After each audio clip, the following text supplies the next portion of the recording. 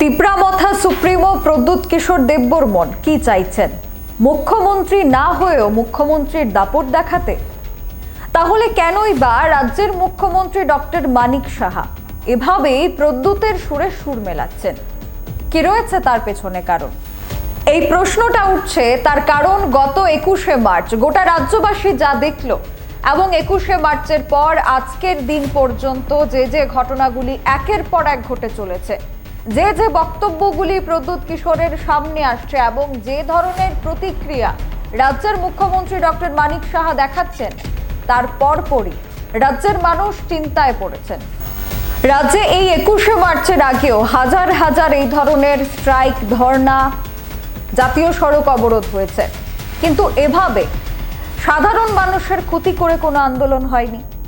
যেহেতু প্রথম থেকেই প্রদ্যুৎ কিশোর দেববর্মন এই সম্পূর্ণ বন্ধের সাথে জড়িয়ে আছেন এবং তিনি নিজেও রাস্তায় দাঁড়িয়ে এটা দাবি করেছেন যে এই ককবরক ভাষায় রোমান স্ক্রিপ্টের দাবি নিয়ে বিধানসভায় কথা বলবেন তিপ্রামথার বিধায়করা এবং রাস্তায় নামবেন ছাত্রছাত্রীরা। তাহলে কেন অ্যাম্বুলেন্সকে আটকে দেওয়া হলো? কেন 2 বছরের একটি শিশু যে হাসপাতালে চিকিৎসা করার জন্য যাচ্ছিল তাকে আটকে দেওয়া হলো? বিভিন্ন জায়গায় অ্যাম্বুলেন্স যেখানে মুমূর্ষু রোগীদেরকে নিয়ে যাচ্ছিল তাদেরকে আটকে দেওয়া হলো। কলেজ পড়ুয়া ছাত্রছাত্রী, স্কুল পড়ুয়া ছাত্রছাত্রীদেরকে আটকে দেওয়া হলো। এভাবে সাধারণ মানুষকে হেনস্থা করে কোনো আন্দোলন হয় না। আমাদের এই একের পর এক রিপোর্ট পেশ করার পর বিশেষ করে ত্রিপুরা স্টুডেন্ট ফেডারেশনের বহুজন আমাদেরকে এই বিষয় নিয়ে তাদের পক্ষ তুলে ধরছে যে আমরা নাকি তাদের দাবির বিরুদ্ধে কথা বলছি, কিন্তু সেটা একেবারেই নয়। গণতান্ত্রিক দেশে থেকে কোনো বিষয় নিয়ে দাবি জানানো, সরকারকে প্রশ্ন করা, রাস্তায় নেমে আন্দোলন করা, সেটা তাদের মৌলিক অধিকার, নাগরিকের অধিকার। তাদের সেই দাবি নিয়ে কারো কোনো আন্দোলন কিংবা কারো কোনো প্রতিরোধ নেই। প্রতিরোধ প্রদ্যুৎ কিশোর দেববর্মনের রাজনীতির বর্তমান পটভূমি নিয়ে। প্রদ্যুৎ কিশোর দেববর্মন এবং মুখ্যমন্ত্রীর পর যাদের হাতে গোটা রাজ্যের মানুষের শাসনভার এবং যাদের ওপর রাজ্যের মানুষের নিরাপত্তা রয়েছে, অর্থাৎ রাজ্য পুলিশ, সেই রাজ্য পুলিশও কি তাহলে প্রদ্যুৎ কিশোর দেববর্মনের কথায় তারা রাজ্যের মানুষকে নিরাপত্তা দেবে?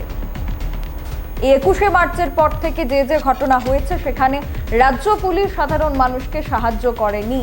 সেটা আমরা আমাদের সোশ্যাল বাংলার যারা দর্শকরা রয়েছেন তাদের কাছ থেকে একেবারে গ্রাউন্ড জিরোতে বিভিন্ন শ্রমিকরা আমাদের সামনে তারা এই দাবি তুলে রেখেছেন।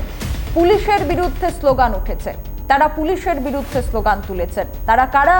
সাধারণ মানুষ, যাদের ট্যাক্সের টাকায় বর্তমানে পুলিশের এবং প্রশাসনের ব্যক্তিত্বরা মাসের পর মাস গেলে বেতন গুনছেন। আমাদের কাছে এমনও বেশ কিছু ভিডিও ফুটেজ রয়েছে যেখানে একেবারেই লাল বাতির গাড়ি থেকে নেমে পুলিশের কর্মীরা হাত মেলাচ্ছেন সেই ধর্ণাকারীদের সাথে। যে ধর্ণাকারীদের এবং যে সকল ধর্ণাকারীরা শান্তি শৃঙ্খলার পথ না বেছে হামলা উজ্জতি করছিলেন তাদের সাথে হাত মেলানো, তাও আবার ত্রিপুরা পুলিশের, তার পরিপূর্ণ ভিডিও ফুটেজ আমাদের কাছে রয়েছে। আবার অন্যদিকে দেখা যাচ্ছে নম্বরবিহীন গাড়ি থেকে নেমে পড়ছেন পুলিশ বাবুরা, হাত মেলাচ্ছেন সেই সকল ধর্ণাকারীদের সাথে, যে ধর্ণাকারীরা দাবি জানাচ্ছেন, রীতিমতো হুমকি দিচ্ছেন যে যদি আসাম আগরতলা জাতীয় সড়ক তারা বন্ধ করে রাখেন তাহলে আগরতলাবাসীরা খেতে পাবে না, তাদের পরিস্থিতি দুষ্কর হয়ে উঠবে। সেই হুমকিকারীদের সাথে নম্বরবিহীন গাড়ি থেকে নেমে পুলিশ বাবুরা হাত মেলাচ্ছেন। যে পুলিশ বাবুরা নম্বর প্লেট না থাকার কারণে, হেলমেট না থাকার কারণে জনগণের কাছ থেকে টাকা আদায় করছেন, তারাই আবার নম্বরবিহীন গাড়িতে চলাফেরা করছেন। আর এই ধরনের অরাজকতা চলল গোটা দিন ধরে। আর মুখ্যমন্ত্রী বিধানসভার বাজেট অধিবেশনে আশ্বাস দিলেন যে ককবরক ভাষায় রোমান স্ক্রিপ্টের দাবির বিষয় নিয়ে আলোচনা হবে। তিনি বিভিন্ন ব্যাখ্যাও তুলে ধরলেন। তাহলে সেই অধিবেশন থেকে তিনি কেন পুলিশকে নির্দেশ করলেন না যে জল কামান ব্যবহার করা হোক, লাঠি চার্জ করা হোক, যাতে করে এই আন্দোলন তারা প্রত্যাহার করে নেয়? আর অন্যদিকে প্রদ্যুৎ কিশোর দেববর্মন বিগত 5 বছরেরও বেশি সময় ধরে রাজনৈতিক দল গঠন করার পর, এডিসিতে পূর্ণ ক্ষমতায় থাকার পর, এত বছর পর ত্রিপাক্ষিক চুক্তি স্বাক্ষরিত হওয়ার প্রায় 1 বছরের মাথায় এসে ওনার আবার এই রোমান স্ক্রিপ্টের দাবির বিষয় নিয়ে আন্দোলন করার কথা মাথায় এলো। তাহলে এত বছর তিনি কোথায় ছিলেন?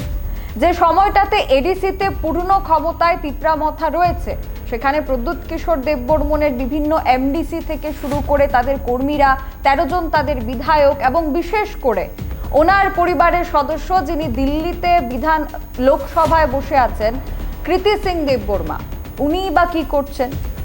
কৃতি সিং দেববর্মা ওনার পরিবারের সদস্য, বলা যায় ছত্তিশগড় থেকে উনি রাজনীতির ময়দানে এনে দাঁড় করিয়েছেন ওনাকে।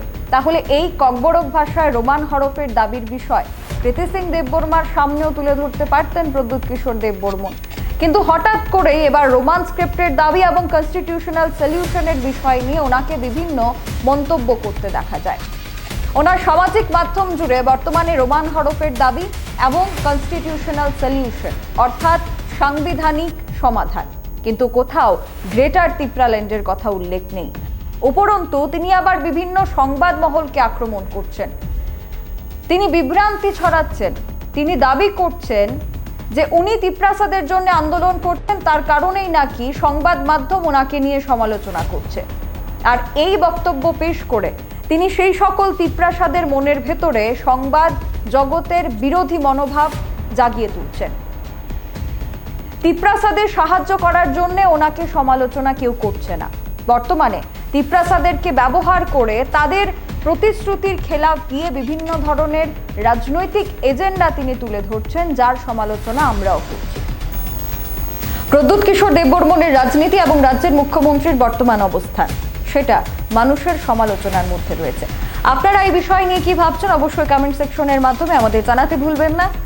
এতক্ষণ পর্যন্ত স্পেশাল রিপোর্ট নিয়ে আপনাদের সাথে ছিলাম আমি সুজাতা। নমস্কার। না রে, রেজিস্ট্রি করে বিয়ে করব। গয়নাগাটি কিছু হবে না রে। দিদিকে আর কত চাপ দেব বল?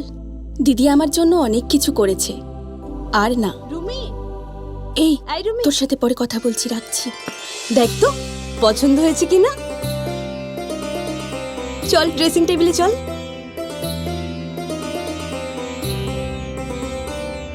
দিদি তুই পছন্দ হয়েছে? তুই নিজে বিয়ে করলি না, আমায় লেখাপড়া শেখালি, আজ বিয়ে দিচ্ছিস, মা বাবার কোনো অভাব রাখিসনি, আজ এভাবে সাজাচ্ছিস কেন? কোনো দিদি কি পারে না তার আদরের বোনের মা বাবা হতে? তোকে কি সুন্দর লাগছে। রাধাকৃষ্ণ জুয়েলারিতে চলছে বিবাহ মঙ্গল উৎসব। বিয়ের গয়নার প্যাকেজ মাত্র 1 লক্ষ টাকা থেকে শুরু। প্রতি বিয়ের গয়নার প্যাকেজের মজুরিতে থাকছে 15% ডিসকাউন্ট এবং ফ্রি ইন্স্যুরেন্স। তাছাড়াও জ্যোতিষ বিষয়ক পরামর্শ দেওয়ার জন্য আমাদের শোরুমে থাকছেন হস্তরেখাবিদ প্রান্তোষ ভট্টাচার্য, জ্যোতিষশাস্ত্রী, কলকাতা। অ্যাপয়েন্টমেন্টের জন্য অগ্রিম নাম নথিভুক্ত করুন রাধাকৃষ্ণ জুয়েলারি, উষা বাজার, আগরতলা, ধর্মনগর এবং বিলোনিয়া।